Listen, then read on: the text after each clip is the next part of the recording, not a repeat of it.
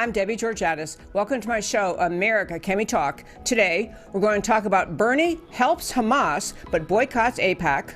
Bunni Pounds and Trayce Bradford join me, part of Christians Engaged, and trumping Sotomayor and Ginsburg. And of course, I'll tell you why these stories matter to you. Stay tuned.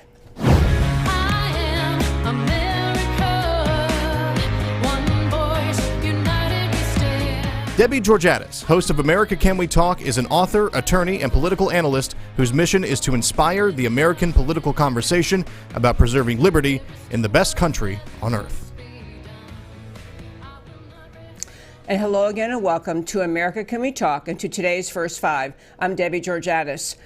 We did a long segment yesterday about Bernie Sanders, but I had to hit one more story to really help you understand, America understand, what kind of president this man would be. Bernie Sanders made two announcements over the weekend that, when you put them together, tell you this man does not have a comprehension of appropriate American foreign policy, to say the least. Number one, Bernie Sanders said that he, as president, will reduce aid to Israel, at the same time direct that aid to Gaza. Gaza Strip, referring to a portion of land, the western side of Israel, controlled by Hamas. This is him saying he'll take money from Israel and give it to Hamas. Bad enough. And I want to direct you also, if you didn't see the show we did a couple weeks ago, in fact, after the show, I'll put this up at our website on this Facebook page. We did an in-depth discussion of why it is not even appropriate to refer to any people on this planet Earth today as the Palestinian people. There is no such thing. It is a farce. Hamas, the terror group funded by Iran, runs Gaza. The second announcement he made was that he was going to boycott AIPAC, and many of you are aware of AIPAC, I'm sure, the American Israel Public Affairs Committee. They hold conferences, they do fabulous work, actually one thing they do is right after Congress, the elections are over and they know who's seated in Congress, they offer to take members of Congress, both parties, over to Israel. Their point is maybe people going to Israel will have a better idea, a better picture in their thought about what Israel is, what the country's all about, and therefore why America's alliance with Israel really, really matters. AIPAC, many conservatives complain, is not strong enough in standing up for Israel, a little bit too weak when it comes to making policy pronouncements related to Israel and how they interact with people living in the Gaza area or in Judea and Samaria, or as the Palestinians like to call it, the West Bank. Whichever you call it, AIPAC is extremely friendly, and in fact, in the view of many conservatives, too friendly toward the Palestinian people, but not for Bernie Sanders. His statement was the Israeli people, he made a statement that he will not attend AIPAC, as though he never has, to be clear, but he's trying to make points on this. Sanders said the Israeli people have the right to live in peace and security. So do the Palestinian people. I remain concerned about the platform AIPAC provides for leaders who express bigotry and oppose basic Palestinian rights. For that reason, I will not attend their conference. Brilliant statement out then by AIPAC, really pointing out the weakness and just the utter irrationality of what Senator soon-to-be, or in his worldview, soon-to-be President Sanders had to say. Senator Sanders has never attended our conference, as evident from his outrageous comment. In fact, many of his own Senate, House, and House Democratic colleagues and leaders speak from our platform to the over 18,000 Americans from widely diverse backgrounds, Democrats, Republicans, Jews, Christians, African Americans, Hispanic Americans, progressives, veterans, students, members of the LGBT community who participate in our conference to proclaim their support for the U.S.-Israel relationship. In closing out the first five, I'll just say this.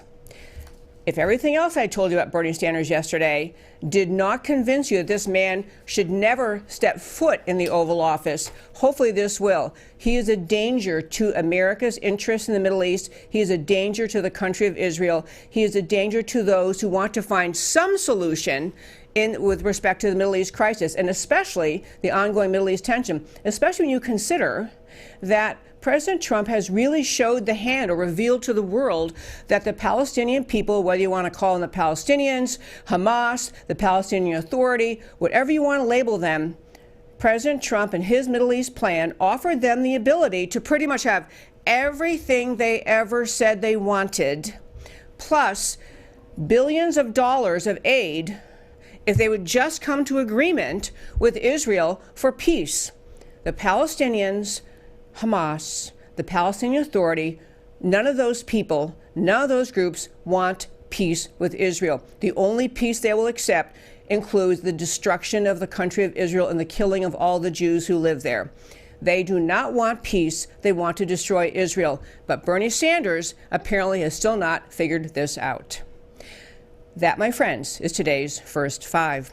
Well, as I mentioned at the start of the show today, we have guests in studio. I love having guests in studio. We have two friends of mine joining me. They're here with me, and I'll just tell you briefly about them. Bunni Pounds and Trayce Bradford together formed a new organization called Christians Engaged. I'm not even going to tell you what it's all about. Let them tell you what it's all about. But by quickest way of background, Bunni Pounds, former congressional candidate, 15-year political consultant, motivational speaker, and current campaign manager. Trayce Bradford, former president of the statewide Texas Eagle Forum, statewide pro-family advocacy group, forever down in the State House in Austin, lobbying on important issues.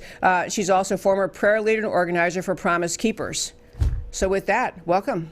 Welcome. Thank you. So glad you're both here. Okay, so I'm just go back and forth. To start with, I love this idea, and I actually read a lot about it. I want you to tell us about it. I'll start with Bunni. What is the purpose of Christians Engaged? Our purpose is to really connect the dots between what people have in their hearts as believers. We believe 2020 is a year of awakening for many believers here in Texas that are sitting next to us at church. And they're going to see advertisements that they've never seen in Texas history in the last 60 years flood the airwaves. And they're going to go, what is going on with our country?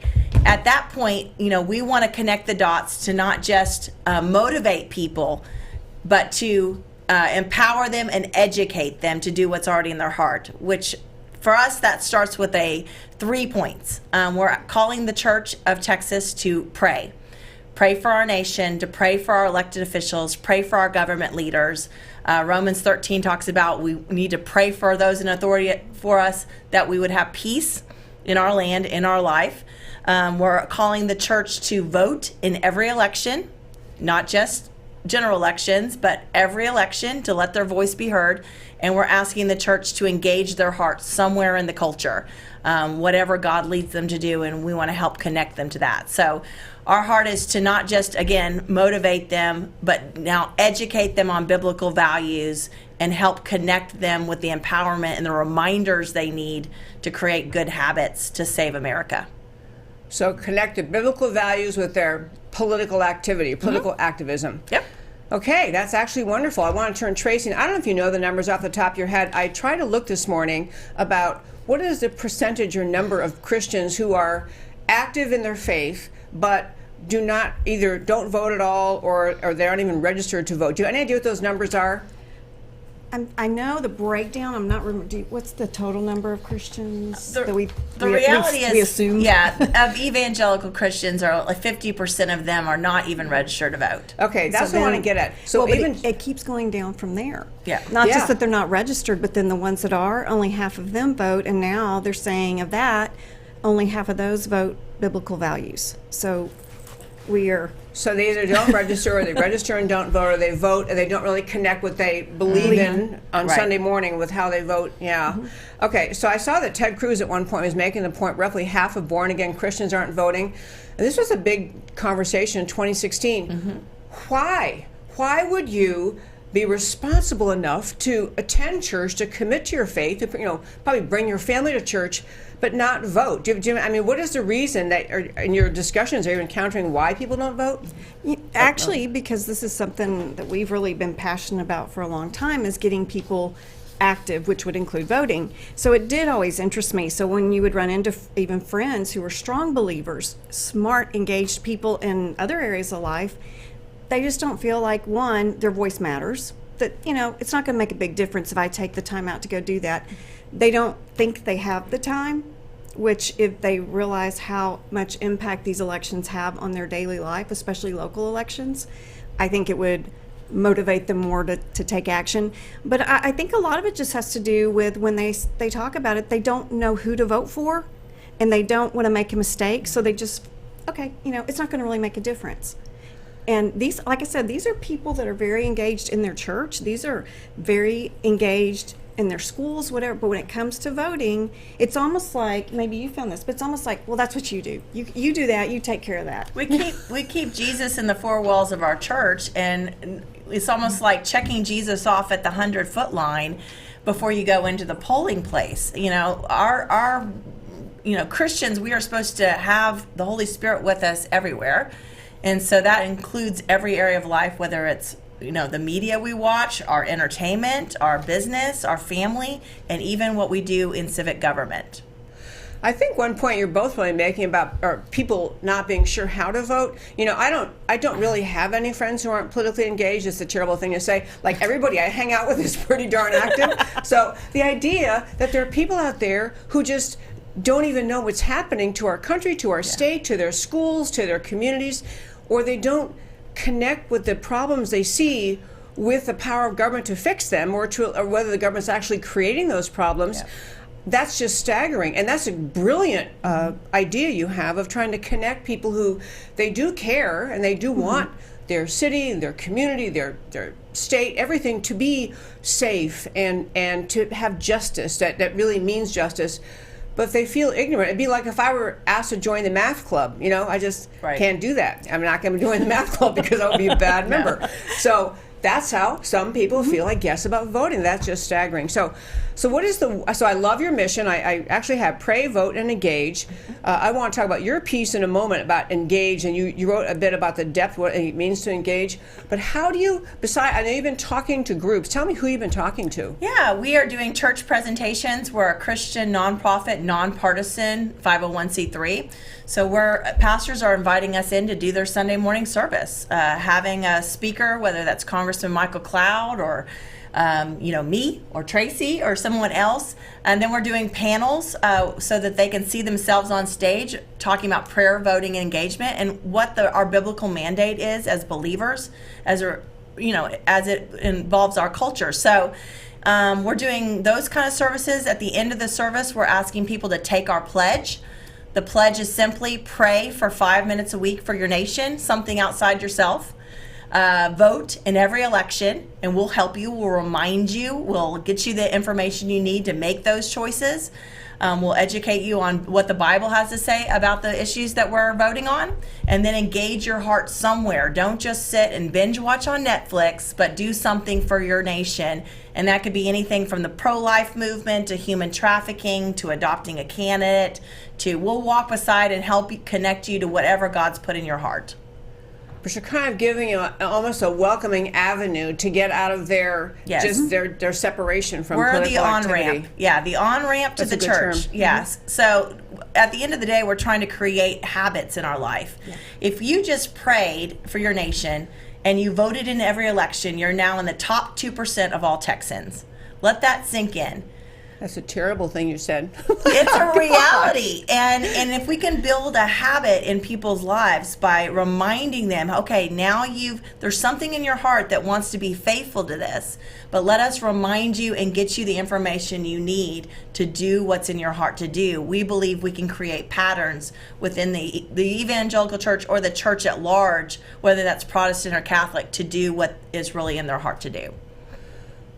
So I will tell you, I had Congressman Louis Gohmert in here like last week, I think that was, and he was talking about how there are so many people who in the church feel like, well, I'm a very good church member, and I attend Sunday school, and I attend church, and I do good things in my faith, and I'm genuine about it, but they have a sense that politics is almost kind of surrendering, like they're already, they know God is in charge, so why do we need governments? What's the answer to that? He, first of all, has given us this privilege because we are to tend the ground till he returns. I mean, we are to stand in the gap.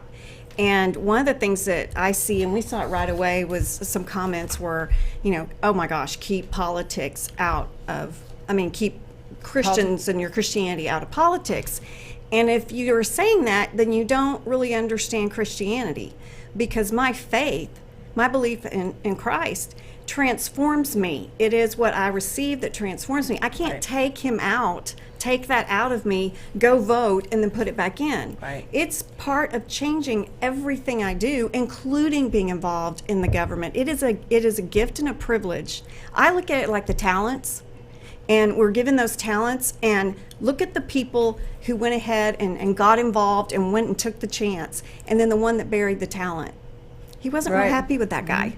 And I've always wondered, because we have that a lot. So with the homeschool movement, you had some of that where you don't want to get involved in that system. It's a bad system. And my response to that was, especially in Texas, we have the freedom. We have incredible freedoms here to homeschool. Why would it be a good steward for me to give those away and not tend or take care of those, but actually go waste time, resources, and money and everything later when I'd already been given those opportunities? So we're actually going to try to gain back ground as believers that we're losing just because we chose not to get involved in politics. I think that argument goes both ways, that people say, keep politics out of church. This is about God. Politics is worldly. Or it's keep politics out of church, or keep church out of politics, or faith out of politics. And they're both wrong. I mean, they're just two sides of the same coin, both wrong. Yeah. Well, Tracy likes to say, government's going to be involved with you regardless of whether you're involved with government. So. Right, government affects everyone. It's like saying I don't really want to be part of the crowd that supports oxygen. It's like, well, we all need oxygen, and we're all impacted by it. Right. Okay, so I want to go then to people. Your organization gets rolling. You're talking to people. Are you looking for helpers within churches to support you to spread this, or is this really just the two of you are doing this? Oh, no. We've got 19 board members right now around the state of Texas, and we're going to deputize about 20 area leaders in congressional districts tonight. They're going through training. We're empowering. Our heart is to empower hundreds of voices around the state of Texas, put them on video, blogs, empower the Christian conservative that has a voice. And they're the ones networking for the churches for us. They're the ones going out to festivals, talking to people, not only about their responsibility as a Christian in our culture, but also sharing the gospel. We're doing both. So they're active, they're building relationships, they're talking to people and connecting them to the pledge. And our heart is really to build a grassroots army of Christians that are connected at a heart level to walk together and now see change within Texas. So we've got volunteers, and we'd love to have anyone listening to us as a volunteer or an area leader around the state with us. So I do want to mention, I meant to say at the start, your website is christiansengaged.org. So you can find more about this. Can people connect with you through that website? They yes. Message you and say, hey, I'm interested. It starts with take the pledge on the website, and then connect with us to invite us or volunteer, etc., or help us. Okay, so you have a blog on your website. I skimmed a bunch of those things this morning.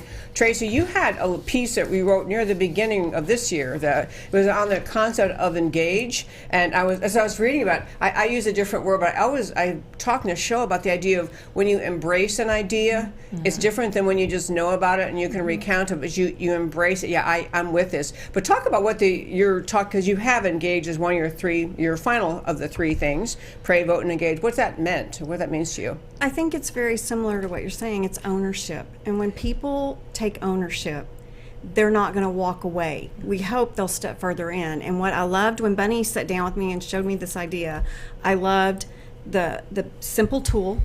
But what really drew my attention was we're not building some big organization. We're asking people to line up and get side by side and let's move forward and take ownership. And that's the engagement part. It's maybe you will take ownership. We want you to be with the 500 people now praying on Mondays. We want to send you those text messages very judiciously for the elections to remind you to vote in every election. And we want to see people invest, sacrifice something, your time, your talent. God's put something in all of us to give back and to weave into our culture and our nation. And so how fun and how exciting is that if we're one of the things I loved was we're going to organize by congressional district, because we are not wanting to descend into your district and do our little presentation every month. How fun would it be if you, as leaders, take over and run your district because you know the people, you know the festivals, you know, we're also trying to get out from the four walls, but also just out of any political movement. We want to organically connect with people. And again, to me, that's engaging. I love meeting people. So we're sitting out at what was the first festival we did? In Cleburne, Pioneer Festival. Days. And we were like, Okay. not sure exactly, but it was so fun, and it kind of broke the ice for all of us. And I think that's where BB led somebody to the Lord. And it was like, this is America. I mean, you can't get much better than this. The smell of hamburgers and, you know, just out in the middle of the country. And and there's Christians engaged. And I think that's really what's in our heart is this is long term. That's the other thing that's really, really stuck in my heart. This isn't about just the 2020 election, but that is critical for all of us to be informed and choose the right vote. But we have grandchildren. I'm looking long term, and the way we're directing right now, I have hope. We have hope. Yep.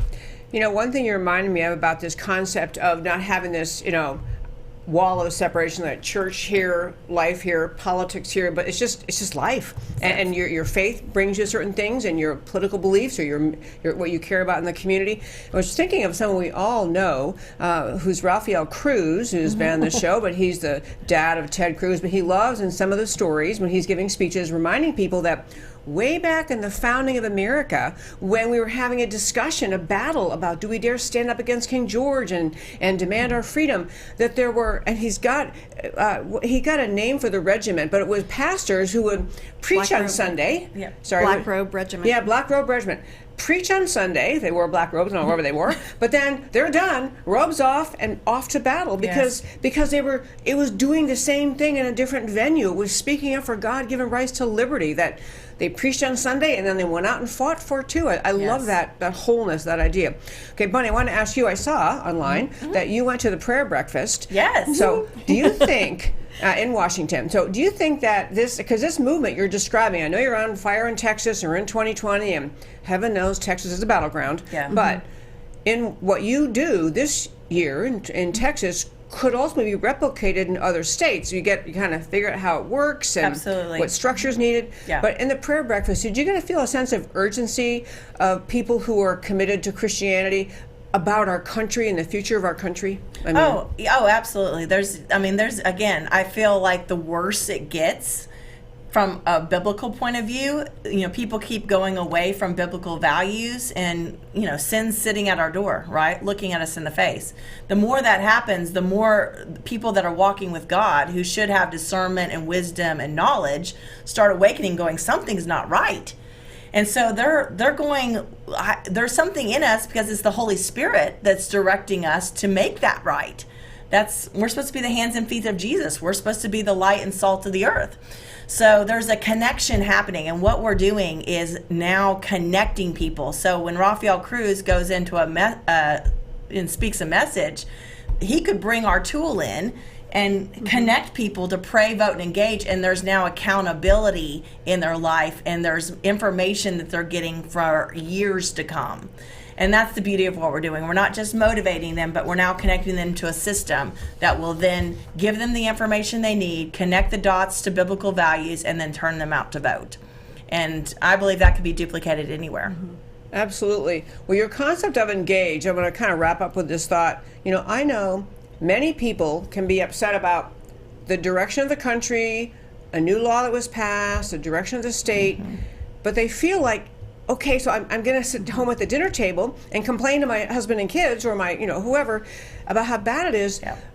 But if you haven't been politically active, you don't know how you can engage. I mean, you don't know what you can do. And so you, then complain and maybe, call your sister in New York and ask her how she voted or something. But I mean, so tell me some of the ways you would help people who hear your message. How can they engage? What kind of things can people do if they care and they're concerned?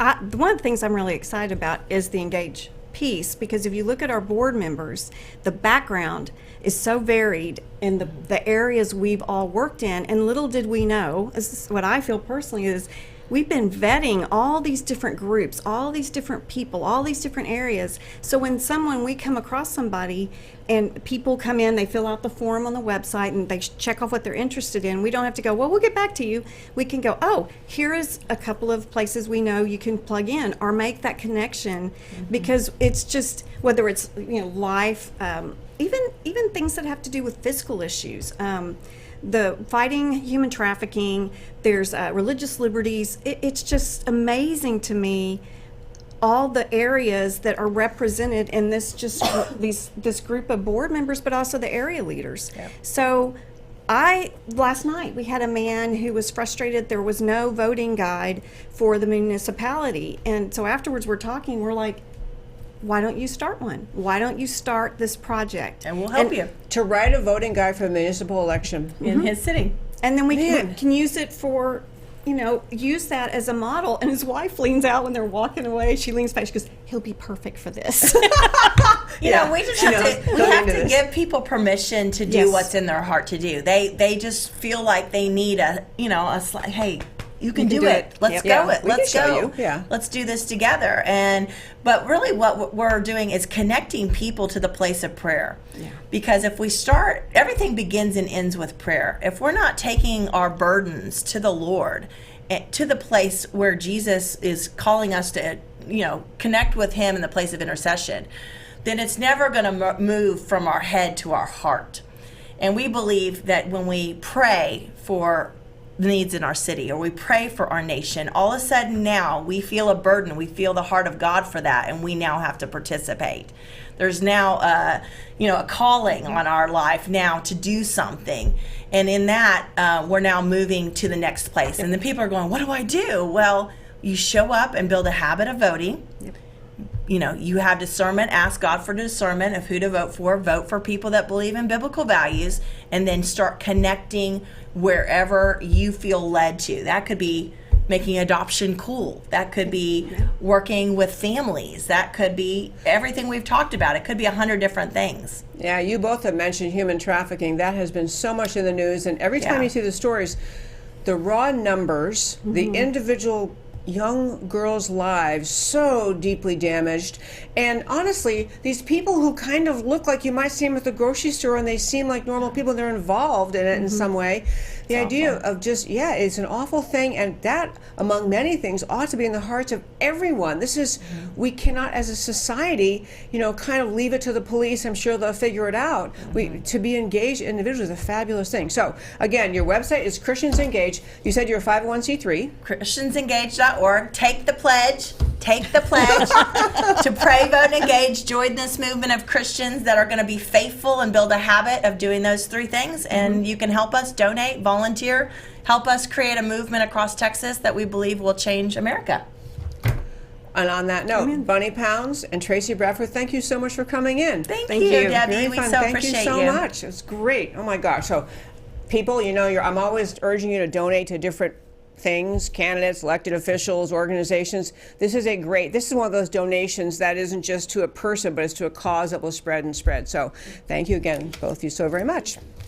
Okay, I actually could not wait to get here today, my third topic, and discuss this ongoing kerfuffle, or it's probably bigger than a kerfuffle, between President Trump and Supreme Court Justice Sotomayor and Ginsburg. So I will start by playing a short clip. Matt the Wonderful is back today, by the way, so this is great. My producer's back, and actually our substitute yesterday was just wonderful, but Matt's back. I want to start with, we had a clip. This is a clip of President Trump being interviewed related to his desire to have Supreme Court Justice Sotomayor and Ginsburg recuse themselves in all cases involving the Trump administration.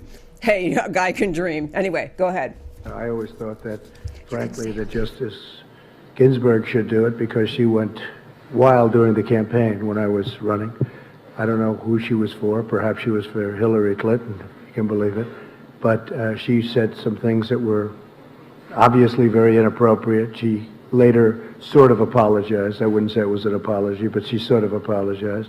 And then Justice Sotomayor said what she said yesterday. You know very well what she said yesterday. It was a big story.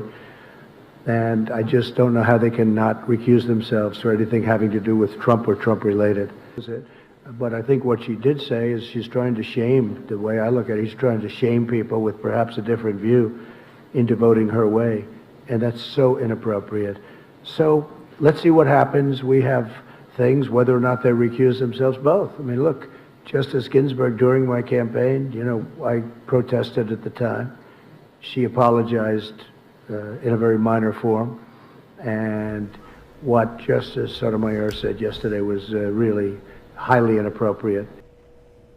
Okay, folks, I wanted to play that because I think a lot of even Trump supporters might have heard what he had to say, which essentially was that two Supreme Court justices, sitting Supreme Court justices appointed by Democrats, Sotomayor and Ginsburg, ought to have to recuse themselves in all cases involving his administration. This clearly is a pipe dream. And actually, I think for some people, they thought it was a little bit inappropriate for the president to make those remarks. I want to lay out my argument with about 5 or 6 points. He was not only right to say it, he really is helping America wake up to the injustice occurring on the Supreme Court. Let me start with just a reminder. You may recall back in, I think it was like 2018, right before Thanksgiving, President Trump had made a remark about some judge, a federal court judge, being an Obama appointee, and it was one of the judges who struck down one of the many executive orders that President Trump had entered relating to refugees and immigration. And the judge struck it down on grounds that were clearly just, I mean, I can't even call them unjustified, just frivolous, unjustified, ridiculous grounds. It was a judge appointed by Obama who has a mission to undermine President Trump. Anyway, so Trump made some comment, and Justice Roberts, the Chief Justice of the Supreme Court, in November 2018, rebuked President Trump and said there is no such thing as an Obama judge. He said he rejected the Obama judge characterization. This is Justice Roberts basically saying we have the finest people sitting on the federal courts and they do their level best to render honest decisions. And there's no such thing as an Obama judge or a Trump judge or a Clinton judge. There are just federal court judges. To which Trump, because he never puts up with anything, tweeted back, "Sorry, Justice Roberts." And he went on to say, there simply is no judicial independence. So Trump went right back at him. And I want to say, as I say every time we discuss Supreme Court nominees, the job of a federal judge, whether it's the trial court level, the district court, the appellate court level, the circuit courts, or the Supreme Court, the job of federal court judges is to interpret law, to follow the Constitution based on what the Constitution says, not what they wish it said or they would like to expand it to say. There should, in some weird way, Justice Roberts was correct when he said that there's no such thing as a political judge. There actually shouldn't be. And so, but the truth, actually, here's Roberts' exact quote. "We do not have Obama judges or Trump judges, Bush judges or Clinton judges. We have an extraordinary group of dedicated judges doing the level best to do equal right to those appearing before them." He's right, that's how judges should be. But the difference between conservative and liberal judges is not Democrat, Republican. It is conservative judge means follow the law. Liberal judges means find a way to get to the result you want. It means contort the meaning of the Constitution, contort the meaning of federal laws to get to the result you want, or as I call them, the make-up stuff wing of the federal court. So this started the tension between President Trump and the Supreme Court. I want to go back, though, to what Ruth Bader Ginsburg, who was appointed by President Clinton, what she had to say, wow, in 2016, before President Trump had won the election. So he's candidate Trump. Justice Ginsburg had to say, by the way, some reporter went to the Supreme Court because he's doing he's doing research on something or other, stopped in to see Ginsburg, who, for whatever reason, let him do an interview of her, and she was criticizing President Trump. She says, "I cannot imagine what this place," referring to the Supreme Court, "would be. I can't imagine what the country would be with Donald Trump as our president." She went on to say, at first I thought it was funny, she said, of Trump's early candidacy. To think there's a possibility that he could be president. Her voice trailed off gloomily. I think he has gotten so much free publicity because basically the media couldn't stop reporting on him. So she really denigrated him. President Trump came back right at that time. And he and tweeted, Justice Ginsburg of the U.S. Supreme Court has embarrassed all by making very dumb political statements about me. Her mind is shot. That is a tweet. Just dash resign. So, this is not a man who takes things lightly, criticism of him, especially thinks it's unfair. But getting around what happened with Sotomayor, there was a case before the Supreme Court. We've been talking about this, and I want to make sure we get to what the point of this big dispute was. In some cases in which courts on the federal level are asked to review executive orders or other issuances by the Trump administration, some district court judges, and to be clear, a district court is a judge that has a particular geographic area. Like in Texas, we have a northern district court, we have a southern district, and most states, big states, have numerous federal district courts. They're trial courts at the federal level. Above them are the circuit courts, and those are the courts of appeal. The famous Ninth Circuit, California, Idaho, all that out there is one circuit. Every single district courts are banded together, circuit court above them. In normal life, in responsible actions by the judiciary, judges issue orders relevant to and applicable to their own jurisdiction. They issue an order, Northern District of Texas. This is an order in a case before that judge, Northern District of Texas, or wherever it is. Same as circuit court. What has been happening under President Trump's presidency, because he's so unraveling and upsetting to the American left, is because these liberal judges do not like the things that President Trump is doing with respect to refugee and immigration policy, they issue orders on cases before them, not just applicable to their own jurisdiction, but nationwide injunctions. And this is not common. It's not that it has never occurred, but only extreme cases in the past did it occur. It's become a normal pattern. Everything the left doesn't like that President Trump does, they issue nationwide injunctions. So we talked about a month or more ago, I can't remember when it was, but that in this most recent time, as this phenomena has been occurring, that the Supreme Court, actually there had been, in a majority opinion, one of the Republicans or one of the conservatives on the court had said, I'm issuing a warning right now to these lower courts. Stop issuing nationwide injunctions. You do not have the authority to do that. You issue injunctions in the jurisdiction in which you sit. There was a lengthy, and very scholarly, it was by Justice Gorsuch, scholarly explanation of why these judges shouldn't do that. So this case involved, the case and where they got to their current battle between Sotomayor and the president, is a case called Wolf versus Cook County. The basic question was, it's a policy question under the Immigration and Nationality Act, and it was President Trump's new initiative related to public charge. He's basically saying, President Trump is saying that they are not going to issue green cards to people likely to become a public charge, which means, in plain English, you can't come here and get a legal right to stay here and live off welfare. This is not the purpose of our immigration system.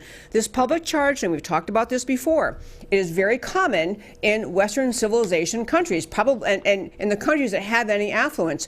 I know it's true in Australia and New Zealand. You have to show, if you're going to move there, it's one thing if you're going to visit for 2 weeks and go on a tour, but to move there, you have to show that you're not going to become dependent on the government. This is not a radical concept, but it's been ignored by the leftists in this country because they love filling our country with illegal aliens. So Trump goes, issues his executive order relating to not giving green cards to people who likely to become public charges. He had cases from various circuits coming up, competing cases. Supreme Court finally takes the case and is looking at it. Previous to that, there have been two appellate court cases on this subject. Previous to that, the court had not only made mention of that Gorsuch ruling I mentioned, where he said stop issuing nationwide injunctions, that actually even gone back to this very court in Illinois and said stop issuing nationwide injunctions. The case finally gets to the Supreme Court, and the court rules, as so many important decisions are, 5-4. So 5-4 upheld President Trump's right, which to be, we could go off on this legal issue some other time, and I'm going to tell you, there is not any colorable legal argument that President Trump lacks the authority to make this order. There is no colorable argument. He's got clear authority under the Constitution, clear authority under federal law. It's not even close. And they know it's not close. They just don't like it. So here you go with they got this decision, 5-4. Sotomayor in a blistering dissent because she was so angry that she didn't get her way, and that again, President Trump had, prevailed at the Supreme Court.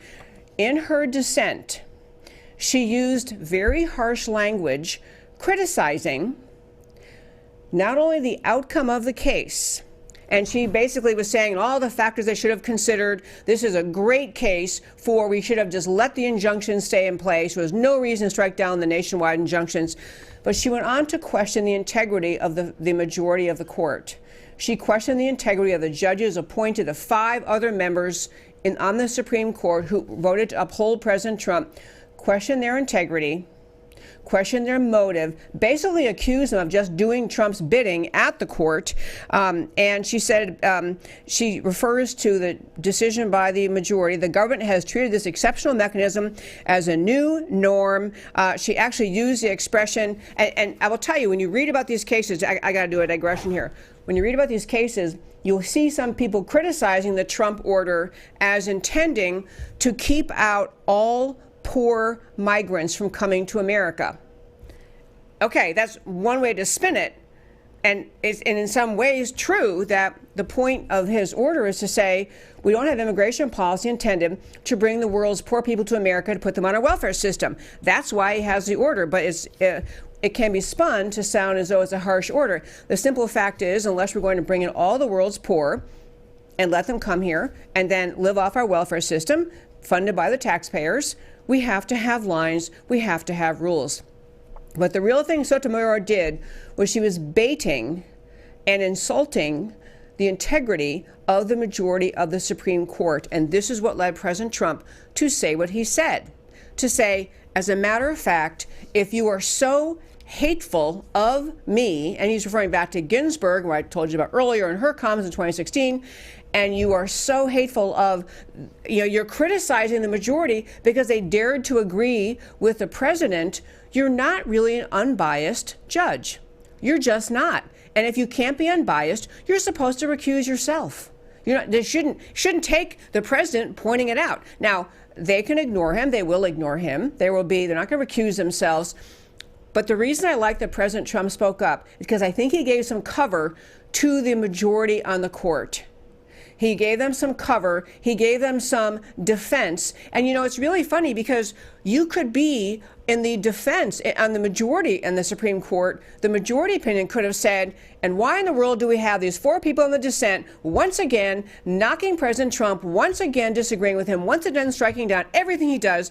And I went back this morning in preparing for the show today and started to keep track of how many times Sotomayor and Ginsburg voted against Trump. And I lost count. They always vote against him. The same point could have been made by the majority. The simple fact is the job of the Supreme Court justices is to interpret the law.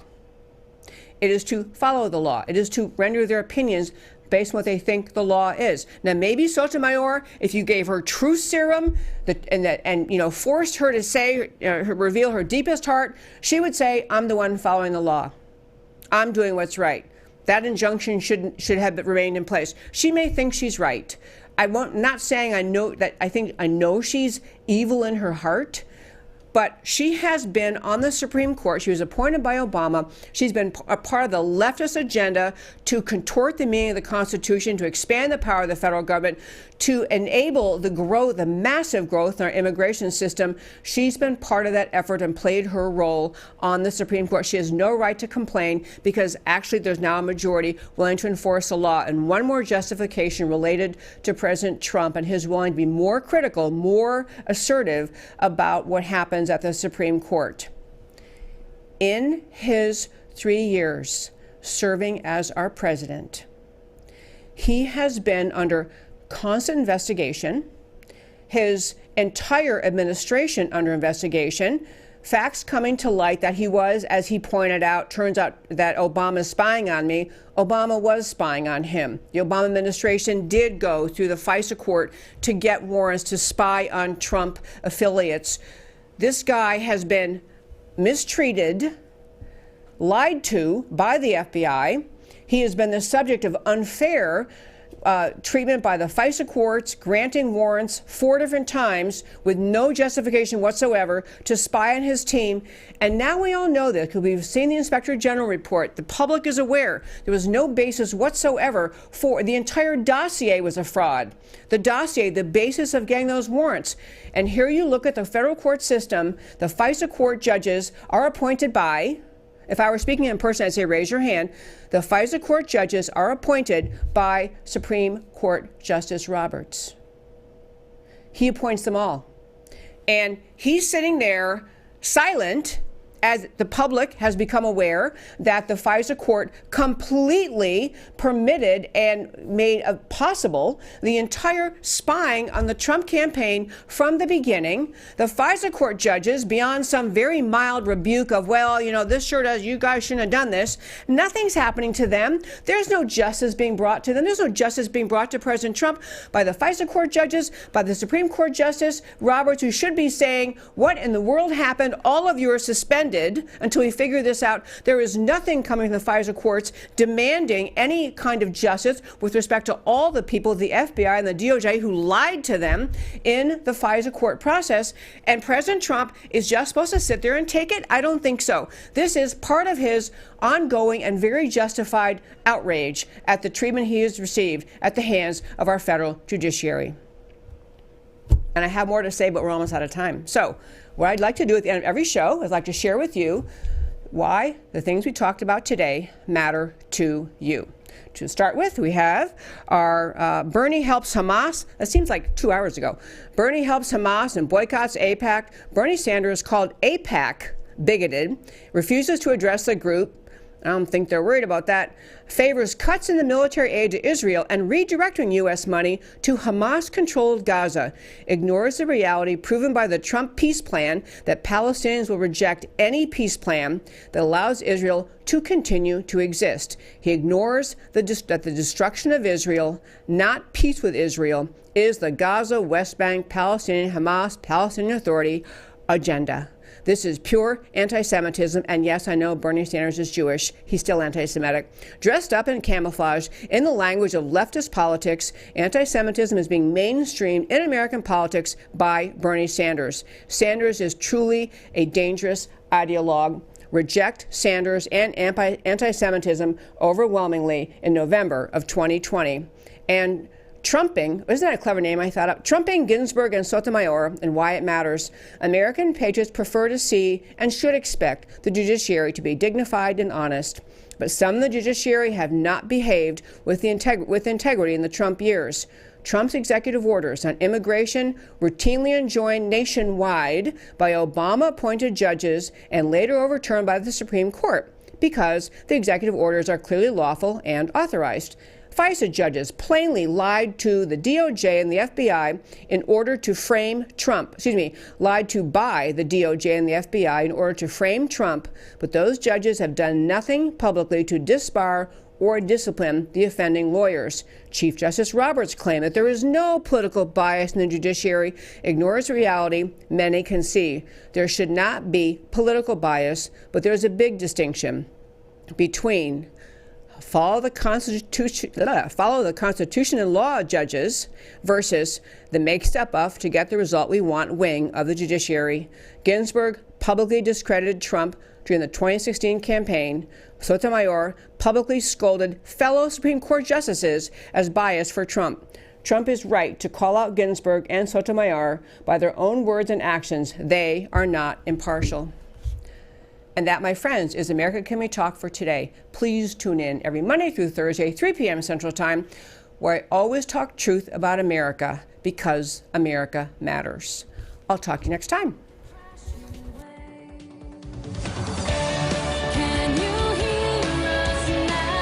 America Can We Talk? Truth about America. Can you